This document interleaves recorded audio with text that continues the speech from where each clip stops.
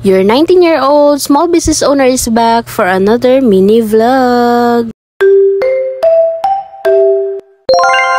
Ilang buwan na rin nga ho pala akong hindi nakapag-upload ng vlog dahil nga ho minsan wala na ho talaga akong time mag-edit dahil sobrang busy ko na ho talaga. Pero ngayon nga ho dahil wala na akong pasok, may katulong na ako dito sa tindahan, ay pwede na ho nating isingit yung pagba-vlog dahil may time na po ako para mag-edit. Grabe guys, ilang buwan din ho yung nakalipas simula nung huli ako nakapag-upload dito sa page na to. At sa mga buwan nga ho na yon, marami po talagang nagbago dito sa tindahan ko. Gaya nga ho nitong blue lemonade na tinitimpla ko. Dati nga ho ay hindi ho ako ang nagbebenta ng juice dito pero ngayon ho ay sa akin ho itong juice. Marami na rin ho akong panindang nadagdag, meron na ho akong milk tea at saka meron na din akong burger. Dati nga ho pa isa-isang lamesa lang ho yung nilalagay ko dun sa harap. Pero ngayon nga ho ay nagdagdag ho ako ng isang lamesa dahil nga ho meron na ho tayong bagong binibenta. Dati nga ho ay kwek-kwek lang, kikiam, fishball at fish plate lang ho yung dinidisplay ko. Pero ngayon halos masakop ko na ho yung buong harapan ng bahay. Kung yung dati nga ho ay pwede ho ako mag-open ng 12 PM. Ngayon nga ho ay hindi na ho pwede dahil sa sobrang dami ko pa pong kailangang i-prepare. At sa loob nga ho ng 2 buwan na hindi ako nakapag-upload ng vlog, sobrang dami na ho talagang nagbago dito gaya ho nitong freezer. Kung dati nga ho yung nakikita nyo ho sa vlog ko ay maliit lang ho na ref, naku po ngayon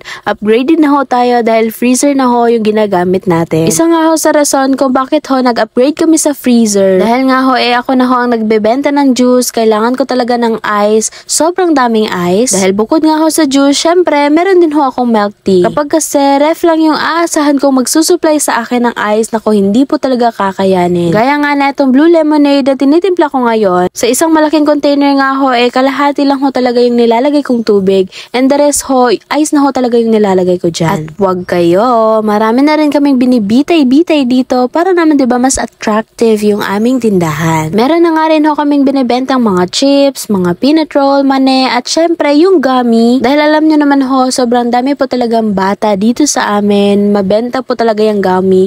10 pesos nga ho yung benta namin dyan.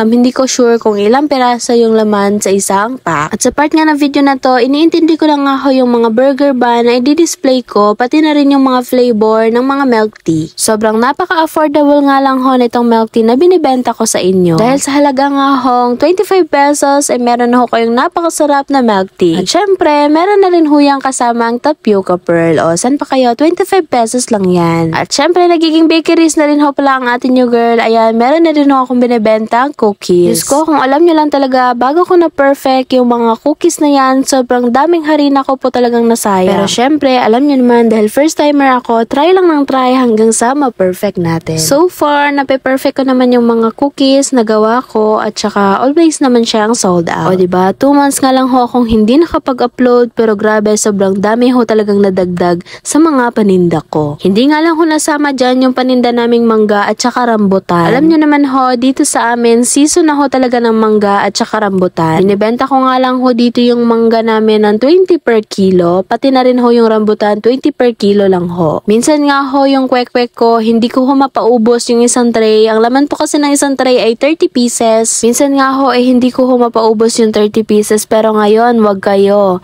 Nakakapagpaubos na ho ako ng 44 to 48 pieces na kwek-kwek. At syempre, kung meron nga ho kaming bagong menu na idinagdag, meron din ho kaming pinull out. Inalis ko nga lang ho yung squid ball sa menu namin dahil alam nyo naman po, hindi ho talaga mahilig yung tao dito sa squid ball. At of course, syempre, nagpakabit na rin ho ako ng CCTV for safety purposes. Dahil syempre, hindi ho talaga natin namamalayan. Minsan ho, may mga masasama talagang nangyayari. Kaya mas maigi na ho na meron tayong CCTV para ba naman ma-review natin yung mga pangyayari. At hanggang dito na nga lang ho yung vlog natin. Wag na wag nyo kakalimutan na i-follow ang aking page.